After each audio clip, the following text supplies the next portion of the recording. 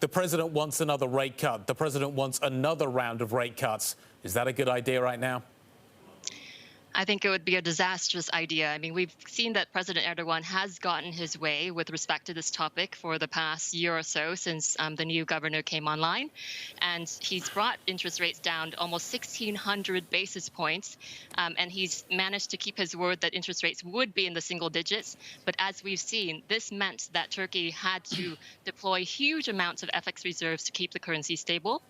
And they are not able to do much more of this. So I think if interest rates go down further, and right now they're already the lowest real policy rates in EM, if they go lower still, we are likely to see much more pressure on the currency.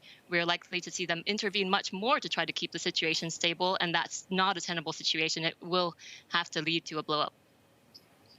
President Erdogan has in the past caused such blow-ups. He sat 2 meters away from where I'm sitting right now back in 2018 and caused the currency to collapse with the words that he used. He's at it again.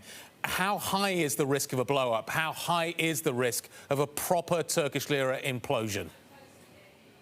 So I think at this point, it's not our base case scenario, because I think they have seen what happened 2 years ago, just exactly 2 years ago, when we had the currency crisis. So I think that the pain is still very raw, and they've kind of ingested those kinds of lessons from that terrible experience. And so I don't think they're likely to repeat those scenario again.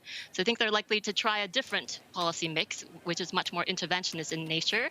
And so I think it's not that they're going to reverse their policies and hike interest rates. It's not that they're going to allowed the currency to float and have the economy adjust naturally, but it's more a middle way where they'll intervene further in the markets via regulations, via some reserves, but less than before, and try to just keep things stable. And I think ultimately they still have to reverse what they've done with respect to interest rates. And so I do think that they have to implement a gradual path of interest rates higher over the next year.